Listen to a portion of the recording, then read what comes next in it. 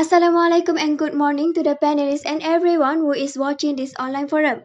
Welcome to the forum. I would like to thank all the audience. Thank you very much for attending this online forum. Topic for today's forum is how improving productivity and employee commitment. My name is Fatin Sara Benti Sudin as a moderator for today's forum. First of all, let me introduce to all of you about our panelists today. Most of them have a lot of knowledge and also experience about this topic that we will discuss. Right on my left is our specially invite Ms. Shami Miliana, who is a CEO for company Gold Marketing and Resources. Beside her is Zainab Binti Kadir, President Company Gold Marketing and Resources. Next, Nur Amira Shazwani, Vice President for Ahmad Kamal as a Department Director, FITS.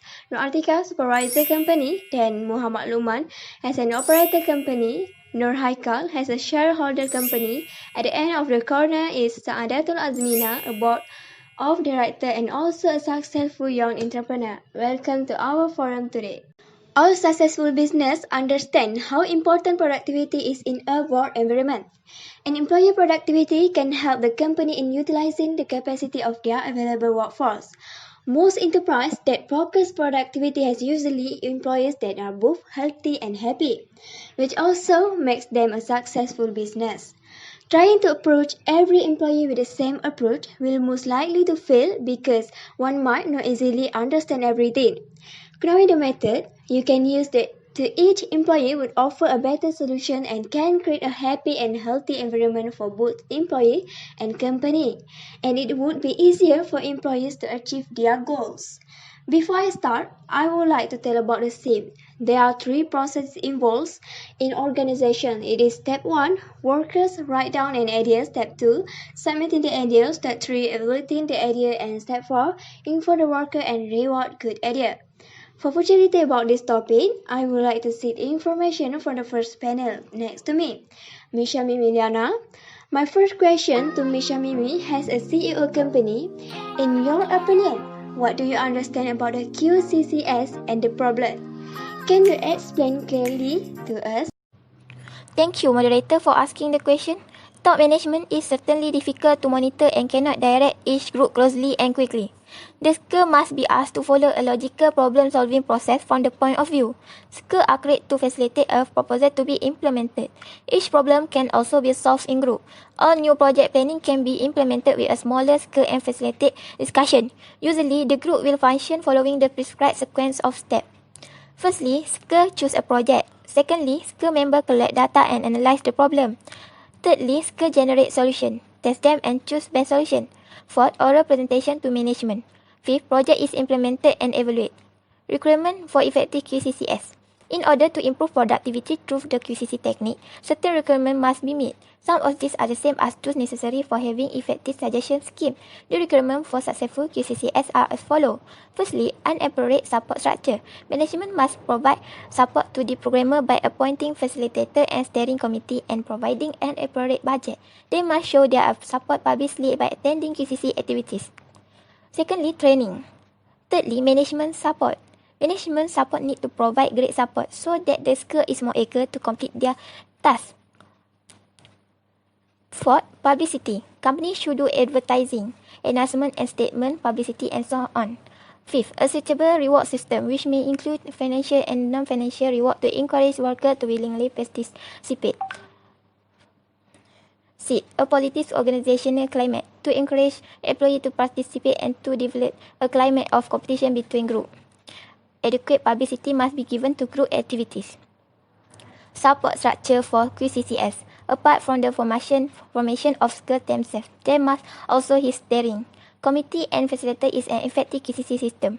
Steering committee are advisory bodies that are made up of senior stakeholders are experts that provide great guide and a lot of different issues that should face companies such as budget, new endeavor, company policy, marketing strategy, and project management concern.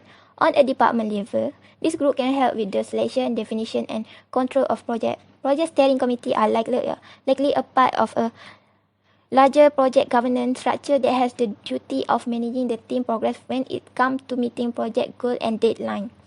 Secondly, facilitator. Facilitator is a person who helps a group of people to work together better, understand their common objective, and plan how to achieve this objective. During meeting or discussion, in doing so, the facilitator remains neutral, meaning they do not take a particular position in the discussion. Some facilitator tool will try to assist the group in achieving a consensus on any disagreement that persists or emerges in the meeting, so that it has a solid basis for the future action.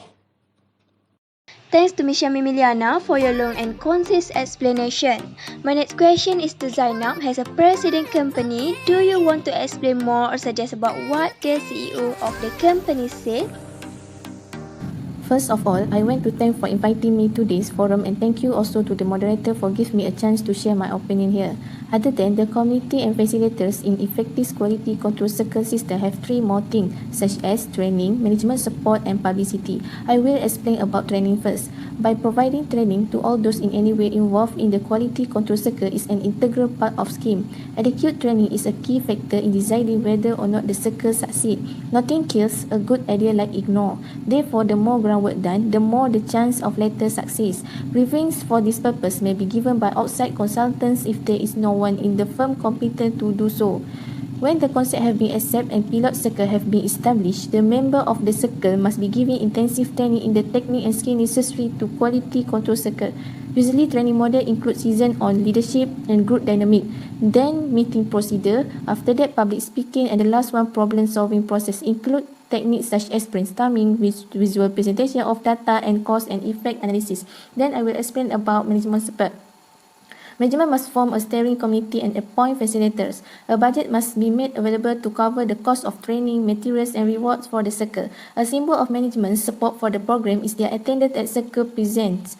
Thus, such events need to be given the highest priority by manager. And the last one is publicity. Similar to the suggestion scheme, publicity plays a major role in sustaining quality control circle activities. Publicity will help generate esteem and pride in the group. It also acts as a reward. People get a lot of pleasure out of saying their name in print, whether it's be in the house journal, on company website or in the mass media. Large company may even produce a special newsletter for quality control circle members that can combine news about what the various circles are doing and some additional material. Posters are useful in promoting quality control circle slogan, but they should be changed regularly in order to get maximum effects. That's all for me. Thank you. Thanks for the explanation. So it's true that facilitators in an effective QCC system should have the point. Now I would like to pose next question to Nur Shazwani as a vice president. Apart from all that content, is there still an effective way like a reward for participation, organizational climate and so on? Can you explain more clearly? Yes, it is right. Thank you for your question, moderator. I will explain it. Reward for participation. Most workers are conditioned into expecting rewards for extra efforts outside their normal duties. The philosophy of QCCs, however, is that whenever improvement in the organization resulting from the group's work will strengthen the company's financial position and competitiveness, it may be necessary to provide certain rewards for workers to encourage them to be active in the circle. To a certain extent, there will be intrinsic reward in the activities themselves, such as the satisfaction of successfully improving work techniques and the camaraderie of the group. This circle can help fulfill the workers' need to belong and build friendship. One of the criteria for promotion from operative level to supervisory level could well be participation in QCCs. Many other rewards can be given to workers and to encourage and sustain their interest. The employers must show that he values the contribution of the circles. Secondly is organizational climate. For QCCs to be a success, workers must trust their management. The employees must believe that by helping the company, they will be helping themselves in the long run. They must see that there is a relationship between the future success of the company and their own future well-being. If no such belief exists, it will be hard to get workers to take part in the what is, after all, a voluntary activities with no direct financial reward for participation. This suggests that the climate in the organization at the time QCCs are introduced is very important. The climate in the organization must be improved before the QCC system is implemented. Thank you, Vice President, for completing the topic. At the last point, the panel says the employer must show that he values the contribution of the circles. Can the panel tell more clearly what is circles? Sure, meaning of quality circles. Conceptually, quality circles can be described as a small group of employees of the same work area doing similar works that meets voluntarily and regularly to identify, analyze, and resolve work-related problems. This small group with every members of the circle participating to the full carries on the activities, utilizing problem-solving techniques to achieve control or improvement in the work area and also help self and mutual development in the process. Ideally, a circle should consist of 5 to 15 workers who work in the same department, or if they work in different departments, they should be carrying out similar jobs. Most circles are formed by production workers or those directly involved with the organization service. However, teams of office workers and others should also be encouraged to look for improved methods and procedures.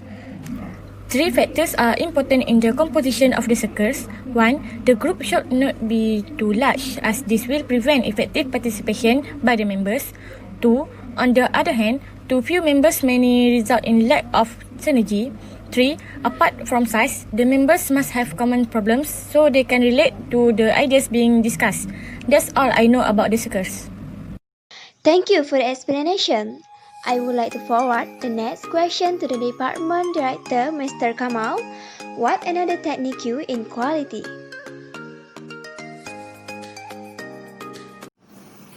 Thank you, Miss Moderator.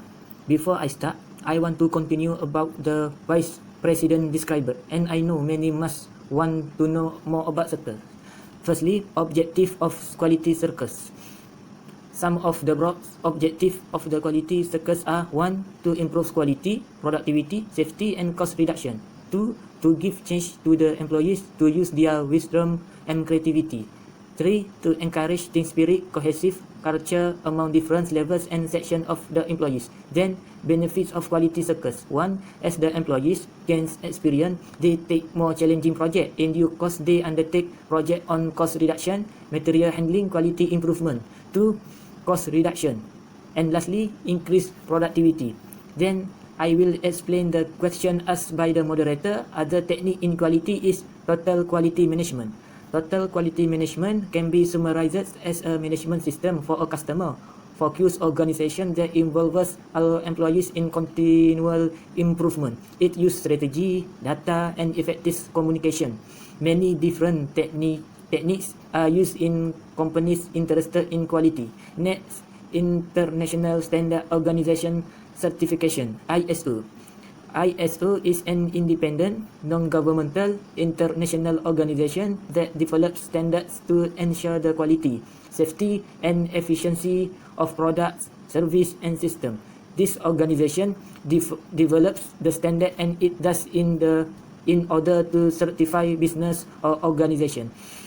ISO standards are in the place to ensure consistency. Each certification has separate standards and criteria and is classified numerically. ISO 9001 provides a set of minimum requirements for a quality management system. There are 4 major parts pertaining to management: responsibility, resource management, product realization, and measurement and analysis and improvement. I really appreciate the addition of your explanation, Mr. Kamal. So the next question for other panels, I will ask Ms. Nur Atika is the manager at the company Gold Marketing and Resources.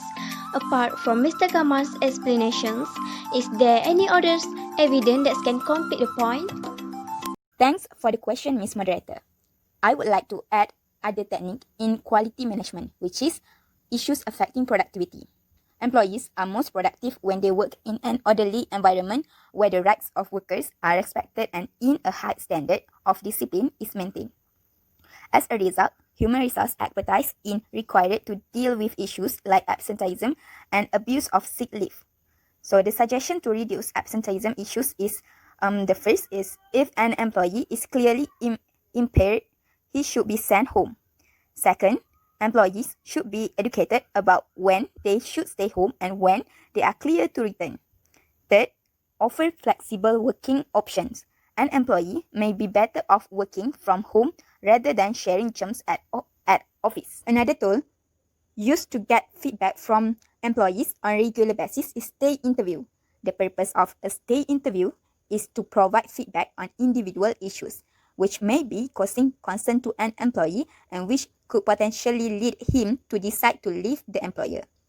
The types of questions which may be asked in this interview include: what aspect of your job do you enjoy most?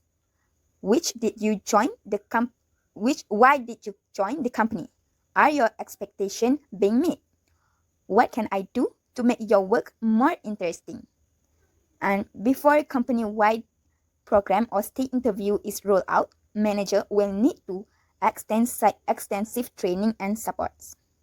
Furthermore, I would like to explain about how to encouraging commitment and engagement in organization. Employees, when they accept a job and agree to work for employer, who in turn agrees to pay a certain amount for the work done by employees.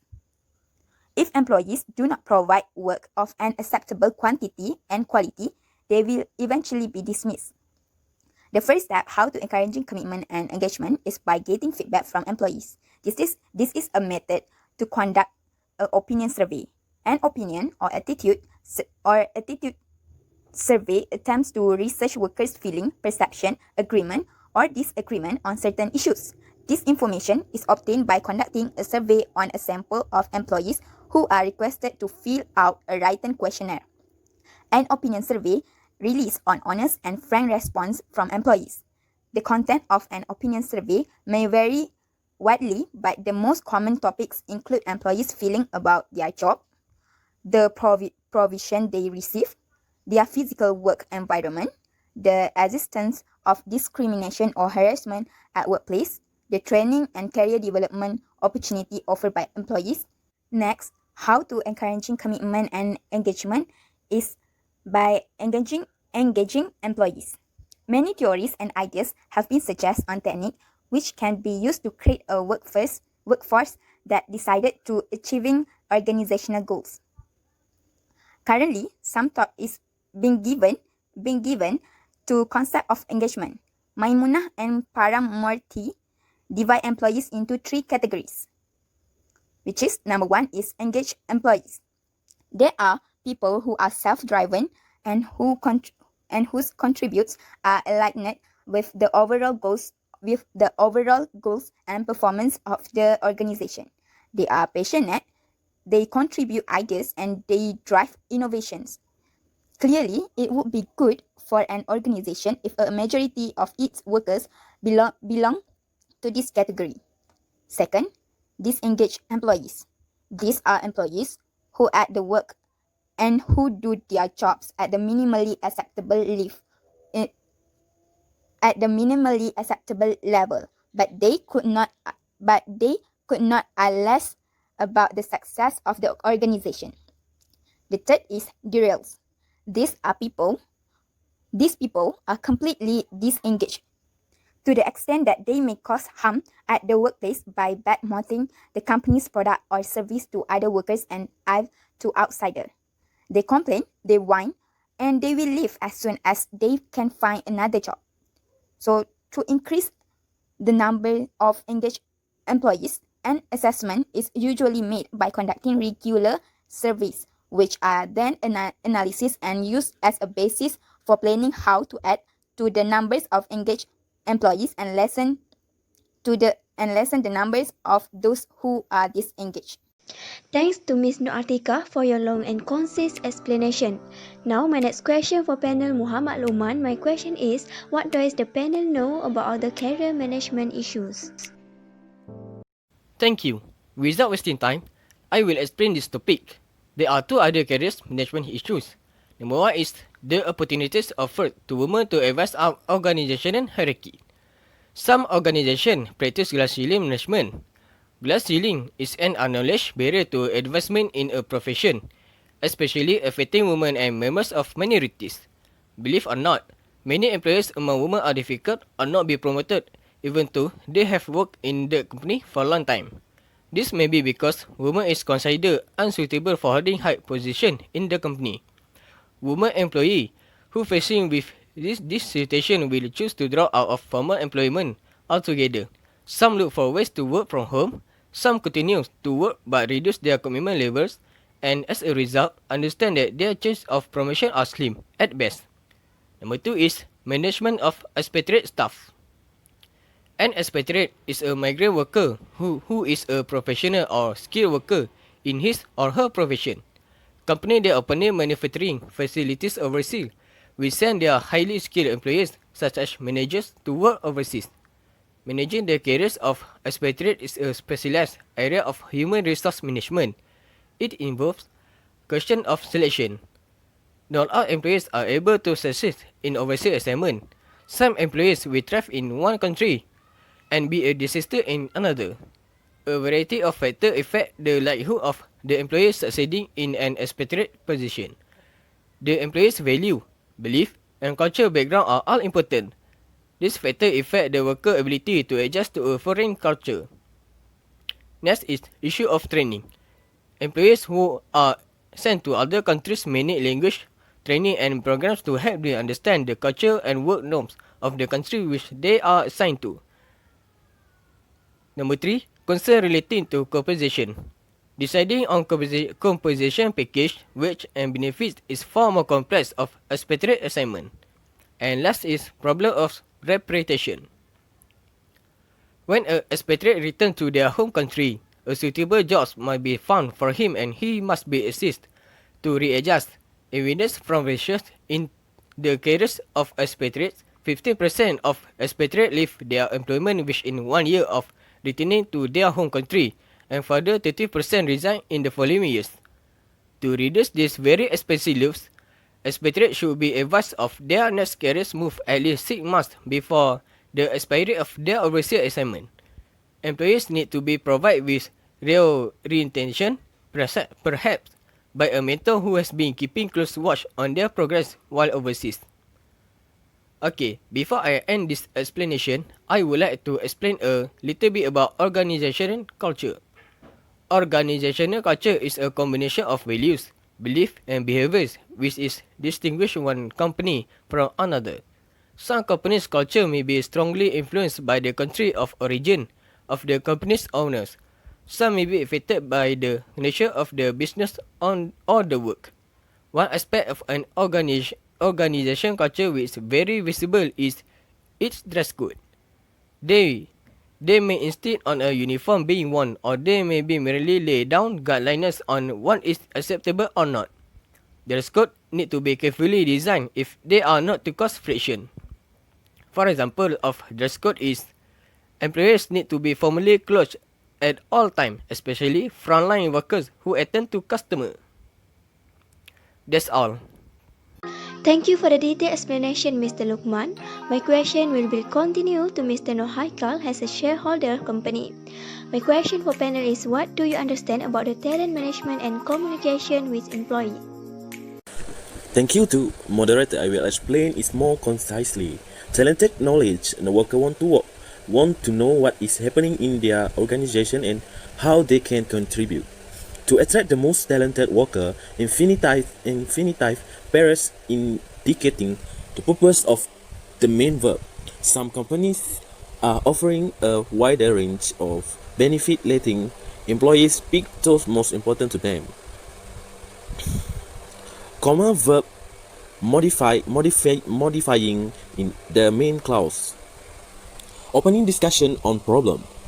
If you got the problem, you need to discuss with your employees because they can solve your problem. And staff are responsible for ensuring maximum attendance, recording question and comment from the employees. You need work in 97 per year if you want to be a good worker. Email are now using wide to inform employees. Many ways to communicate with your boss or your partner in working season. Company handbook can be an excellent communication. If you got the best employees, you need to stay with them and they can be a good employee to you. Thank you, Mr. Haikal. My last question before concluding the forum today will be continued to Ms. Saadatul Azmina as a board of directors company. My question for panel is, what do you understand more about career management and succession planning? Okay, thank you to our moderator and thank you for the question too. For the career management, I will explain it in more detail. So let me start. Career management can be known as a joint of responsibility shared between employer and his employees. The traditional model of the employee joining an organization fresh out of school or college and remaining an employee in the same organization until reaching retirement age is actually dead. In Malaysia, in 1960s and at the end of the 20th century, employees who first joined the workforce generally committed themselves to this mode of working due to no other choice. After the independence, jobs were scarce. People who had paid employment held the job as carefully and as long as possible. So nowadays, employees no longer expect to stay with the same employer for any length of time. They move from one to another organization. Some senior managers may believe that some younger employees show a lack of loyalty to the company when they move one organization to another.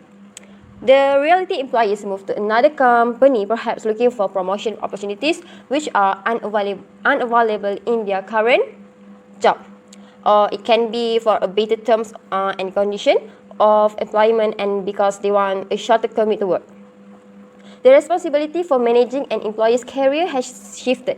The conventional career management system whereby employers set up schemes to help direct employees' careers over a period of time is no longer viable due to increasing worker mobility.